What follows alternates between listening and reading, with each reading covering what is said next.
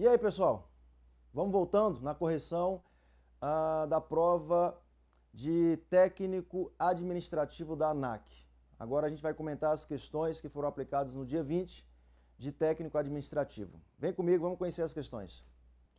A primeira questão, questão 31, considerando a classificação das constituições, marque a opção correta. Uma questão meramente doutrinária, cobrando a classificação das constituições. Vamos ver a proposta da ESAF. Letra A.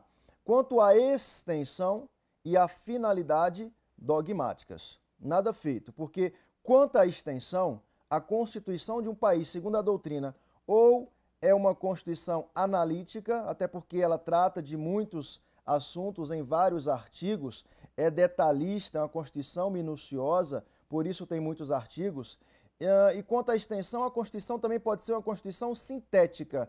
O inverso da Constituição analítica, a sintética é a Constituição que possui poucos artigos, até porque ela não se prende a detalhes, a minúcias, ela é bem objetiva. Lembrando que a Constituição Federal de 88 é uma Constituição do tipo analítica. Então, quanto à extensão analítica ou sintética, a nossa é analítica. Quanto à finalidade, quanto aos fins, quanto aos objetivos, segundo a doutrina, a Constituição de um país pode ser garantia, é aquela Constituição que busca assegurar as liberdades individuais que já foram conquistadas, exigindo uma abstenção do Estado. A Constituição, quanto aos fins, também pode ser dirigente, diferente da garantia. Essa Constituição aponta para o futuro, ela estabelece uma série de normas programáticas, dirigindo a atuação do Estado. Enquanto que a garantia, ela exige uma abstenção estatal, a dirigente exige uma prestação por parte do Estado. Prevalece na doutrina que a Constituição Federal de 88 é uma Constituição dirigente. Então a letra A está errada porque quanto à extensão, é analítica ou sintética, quanto à finalidade é garantia ou dirigente.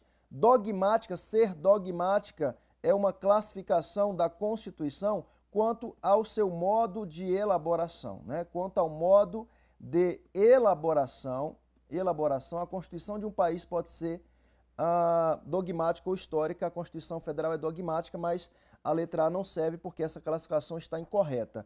Quanto à origem, letra B, quanto à origem, a Constituição de um país, quanto à origem, pode ser promulgada, outorgada, cesarista ou pactuada. A Constituição Brasileira de 88 é uma Constituição promulgada, então essa classificação também não serve porque ser histórica é uma classificação quanto ao modo de elaboração e não quanto à origem. Está incorreta a letra B. Letra C, quanto ao conteúdo, não escritas. Mais uma vez, o examinador tenta confundir o candidato porque quanto ao conteúdo é uma das classificações mais complexas que tem. Quanto ao conteúdo, a Constituição de um país pode ser formal ou pode ser material. A Constituição material é aquela que trata de normas apenas materialmente constitucionais, normas tipicamente constitucionais. Já a Constituição formal não, é a Constituição que leva em consideração não o conteúdo, mas a forma como esse conteúdo foi introduzido no texto constitucional. Logo, na Constituição formal e escrita, como é a nossa, não há que se falar em hierarquia entre as normas. A Constituição Federal de 88 é uma Constituição formal e escrita, mas é uma classificação quanto ao conteúdo, tá? Ser escrita ou não escrita é a classificação quanto à forma e o examinador, na verdade, ele trocou a classificação, a letra C está incorreta. Letra D, quanto à estabilidade ou quanto à mutabilidade ou quanto à rigidez, a Constituição de um país pode ser de vários tipos, Mutabilidade, rigidez ou estabilidade, a Constituição pode ser imutável, não existe no mundo, a Constituição pode ser rígida, a Constituição pode ser semi-rígida ou semi-flexível e pode ser também flexível. A Constituição rígida é aquela que exige um procedimento especial de reforma como a nossa Constituição Federal de 88, é uma Constituição do tipo rígida, porque o procedimento de reforma do texto constitucional é um procedimento especial. A proposta de emenda deve ser discutida e votada em 2 turnos e vai ser aprovada em cada uma das casas do Congresso Nacional por 3/5 dos votos. Isso faz da nossa Constituição uma Constituição rígida.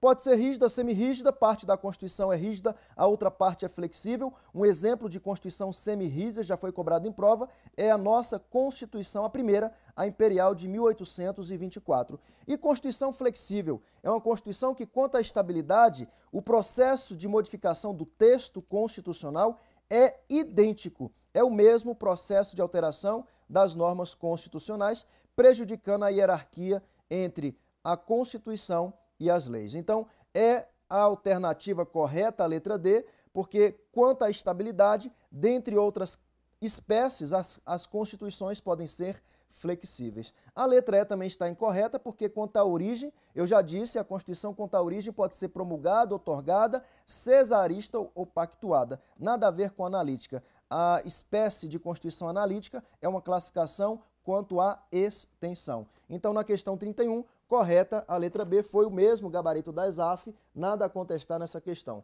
Vem comigo na questão 32.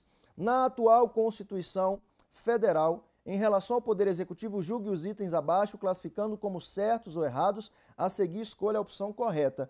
Servidor, nós já comentamos a questão 32 na gravação anterior, quando nós comentamos as questões da prova de técnico em regulação, tá bom? Então, essa questão já foi comentada anteriormente, eu vou apenas te passar o gabarito dela é a letra B de bola, né? Os itens 1 e 5 são os únicos que estão corretos. Anote aí, mas não deixe de assistir a gravação anterior das questões da prova de técnico em regulação. Vamos seguindo. Questão 33, da mesma forma, essa questão nós já comentamos na gravação anterior, na prova de técnico em regulação de aviação civil. O gabarito dessa questão é a letra C, ele pede dentre as alternativas abaixo, qual não é competência do presidente da República? A letra C. Não deixe de assistir também a nossa gravação anterior. Questão 34. Agora sim, nos termos da Constituição Federal, assinale a opção que aponta o que um morador poderá propor com a intenção de anular um ato lesivo ao tomar ciência de que uma área de lazer pública próxima à sua residência, cujo terreno é igualmente público, foi doada ilegalmente para particular que construirá no local um prédio, no qual o governador local será agraciado com 2 apartamentos na cobertura, né? Coisa estranha isso, ainda bem que isso não acontece no Brasil, mas a gente precisa julgar a questão conforme a Constituição. E a Constituição, no artigo 5º, inciso 73, artigo 5º, inciso 73, vem falar de uma ação muito utilizada, inclusive tem sido utilizada atualmente, né, publicada inclusive na mídia, que é a ação popular. Vem comigo aqui na tela que vale a pena um comentário sobre a ação popular. Nós até havíamos dito que havia uma chance muito grande de ser cobrada em prova a ação popular por conta de todo o cenário político no Brasil. Mas a ação popular é uma ação prevista na Constituição que tem como o único legitimado ativo o cidadão. Cidadão que é o brasileiro no gozo, no exercício dos seus direitos políticos. É o único que pode ajuizar a ação popular. Aí você pergunta, mas Anderson, para que serve a ação popular? A ação popular tem o objetivo de anular um ato lesivo à moralidade administrativa e ao patrimônio público, histórico e cultural, além de proteger também qualquer dano, qualquer ato lesivo ao meio ambiente. Então, diante de uma violação ao princípio da moralidade administrativa, a ação popular é o remédio constitucional judicial que se apresenta como forma de impugnar, né, de se buscar restaurar o dano se ele já foi causado ou anular o ato lesivo, tá bom? Lembrando que a ação popular é uma ação gratuita, salvo se for comprovada a má-fé do autor, e esta ação popular, volta a dizer, tem como único legitimado o cidadão. Beleza? Volta comigo na questão. Então, a alternativa correta, sem dúvida nenhuma, na questão 34, é a letra B de bola, né? Falou em ato lesivo à moralidade, meio ambiente, patrimônio público, histórico ou cultural, a ação popular se torna ou se mostra como uma medida idônea, cabível.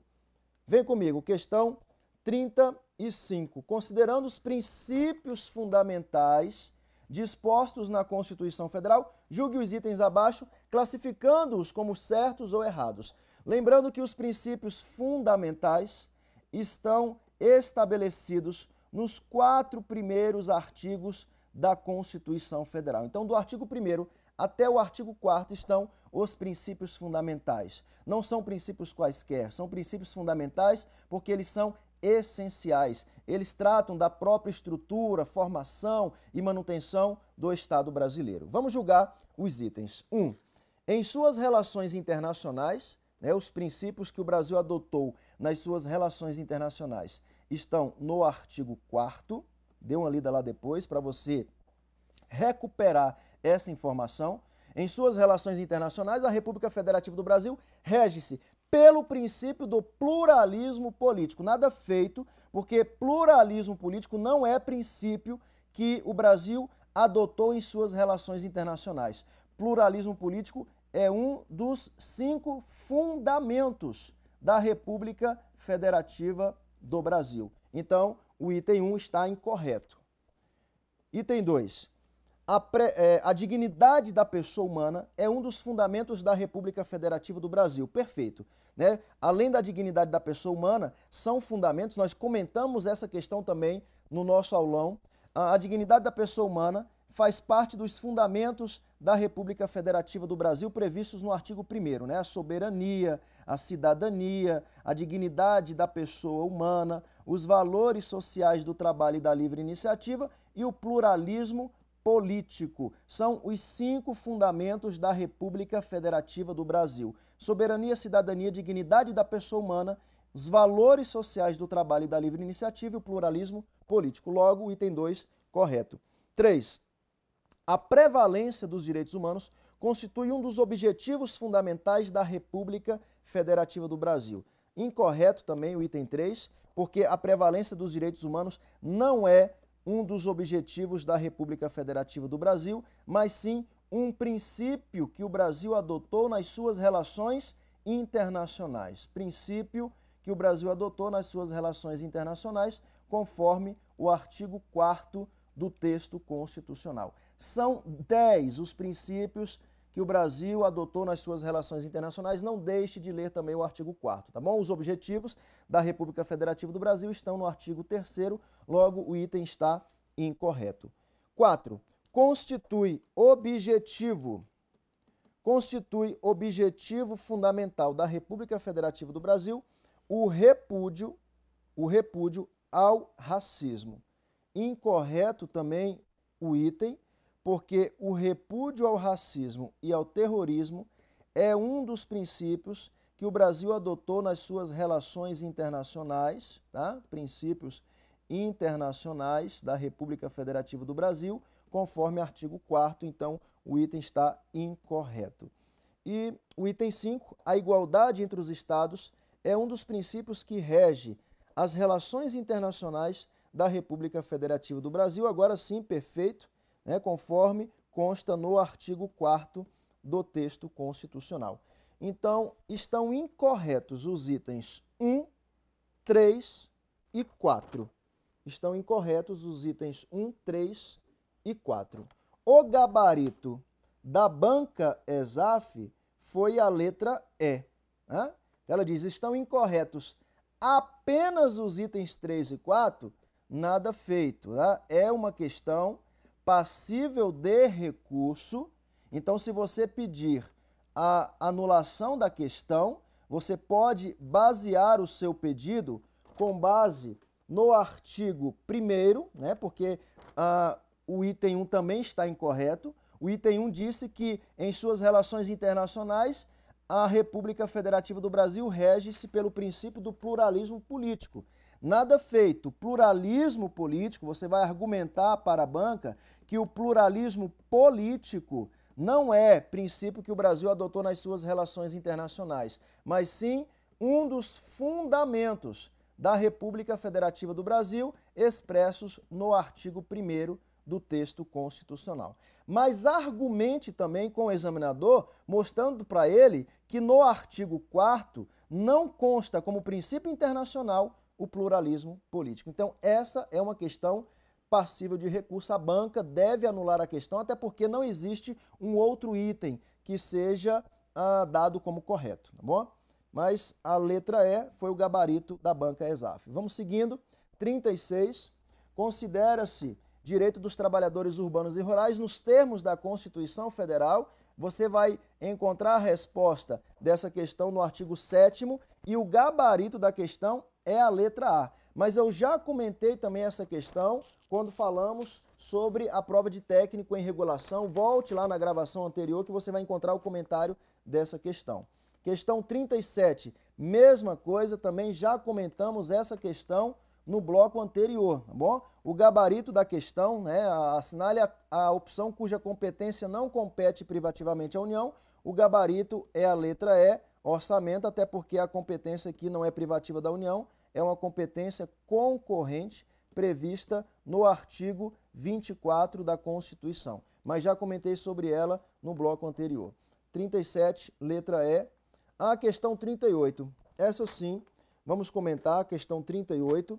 O ocupante de cargo público possui o seguinte direito constitucional, conforme expresso na Constituição Federal. Vem comigo aqui na tela. Essa questão é uma questão que exigiu do candidato que ele conhecesse 2 artigos. O artigo 7º da Constituição, que é o artigo que elenca o rol de direitos sociais dos trabalhadores urbanos e rurais, e o artigo 39, parágrafo 3º. O artigo 39, parágrafo 3º, estabelece quais são, lá do artigo 7º, os direitos trabalhistas que também são assegurados aos servidores públicos civis. E aí não tem jeito, né? Você tem que conhecer, tem que fazer a leitura do artigo 7º e fazer essa comparação para saber quais direitos dos trabalhadores urbanos e rurais regidos pela CLT são assegurados, são estendidos também aos servidores públicos civis. Vamos julgar a questão, vem comigo. Letra A.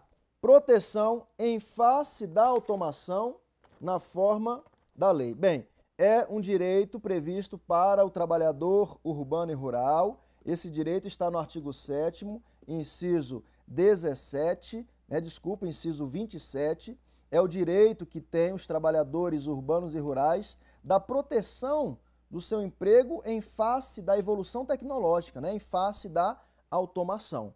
Mas o artigo 39, parágrafo 3º, o artigo 39, parágrafo 3º, não estendeu esse direito aos ocupantes de cargo público. Então, a letra A, incorreta. Letra B, jornada de 6 horas para o trabalho realizado em turnos ininterruptos de revezamento, salvo negociação coletiva. É um direito também do trabalhador previsto no artigo 7º, inciso 14, e que, segundo o artigo 39, também não foi estendido aos servidores públicos civis. Então, a alternativa B, incorreta, não serve. Letra C, piso salarial proporcional à extensão e à complexidade do trabalho.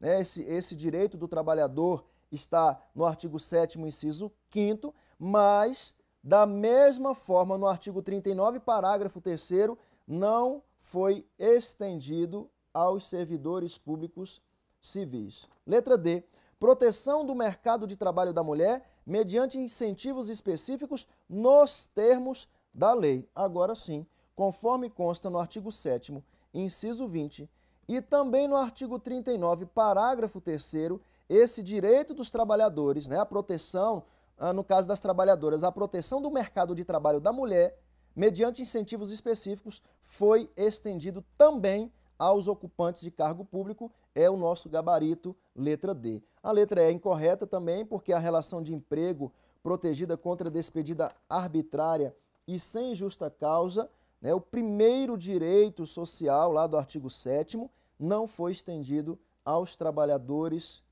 aos servidores ocupantes de cargo público. Então, na questão 38, o gabarito é a letra D de dado. Segue comigo. Questão 39, facílima questão 39. Eu também comentei isso aqui no nosso aulão, dia 19, até brinquei com vocês sobre os 5 princípios explícitos da administração pública, não foi?